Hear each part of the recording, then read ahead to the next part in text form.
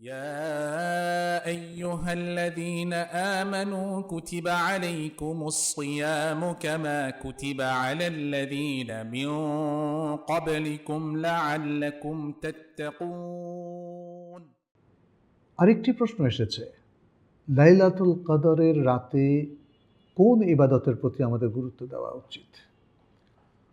লাইলাতুল কদরের রাতে নবী সাল্লাল্লাহু আলাইহি সাল্লাম যে ইবাদতগুলো করতেন সেগুলোর প্রতি আমাদের গুরুত্ব দেওয়া উচিত, কারণ আমাদের রোল মডেল হচ্ছেন স্বয়ং রাসূলুল্লাহ সাল্লাল্লাহু আলাইহি সাল্লাম। কী করতেন তিনি কিয়ামুল লাইল আদায় করতেন, এবং তিনি তো সেটা বলেছেন, মান কামা লাইলাতুল কদর ঈমানান ওয়া ইহতিসাবান গুফিরা লাহু মা তাকাদ্দামা মিন যামবি।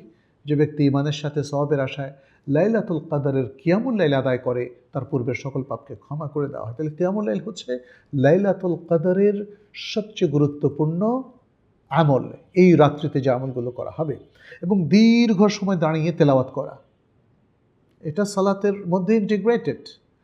আর যদি সম্ভব হয় সালাতের বাইরেও যদি সময় বের করা যায়, তাহলে কোরআন তেলাওয়াত করা, কোরআন বোঝা, কোরআন নিয়ে তাদাব্বুর তাফাক্কুর, আর হচ্ছে দোয়া করা। একটা দোয়া আয়েশা রাদিয়াল্লাহু তাআলা আনহাকে নবী সাল্লাল্লাহু আলাইহি ওয়াসাল্লাম শিখিয়ে দিয়েছিলেন। যখন তিনি নবী সাল্লাল্লাহু আলাইহি ওয়াসাল্লামকে জিজ্ঞেস করেছিলেন, ইয়া রাসূলুল্লাহ, যদি আমি লাইলাতুল কদর কোন রাত্রি এটা জানতে পারি তাহলে কি বলবো? তিনি বললেন, কুলি আল্লাহুম্মা ইন্নাকা আফুউন তুহিব্বুল আফওয়া ফা'ফু আন্নি। হে আল্লাহ, আপনি ক্ষমাশীল, আপনি ক্ষমাকে ভালোবাসেন, আপনি আমাকে ক্ষমা করে দিন। এই দোয়াটা বেশি বেশি পড়বেন।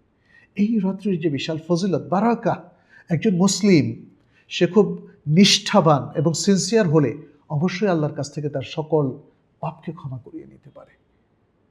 অতএব আমি আপনাদেরকে অনুরোধ করব, আসুন এই রাত্রিতে যেন আমরা আল্লাহকে সন্তুষ্ট করতে পারি, আমরা যেন ভালো ইবাদত করতে পারি এবং নবী সাল্লাল্লাহু আলাইহি ওয়াসাল্লামের সুন্নাহকে অক্ষুণ্ণ রেখে দোয়া এবং ইবাদতের মধ্যে রাত্রিকে আমরা অতিবাহিত করতে পারি। আল্লাহ তৌফিক দান করুন। আসসালামু আলাইকুম ওয়া রাহমাতুল্লাহি ওয়া বারাকাতুহু।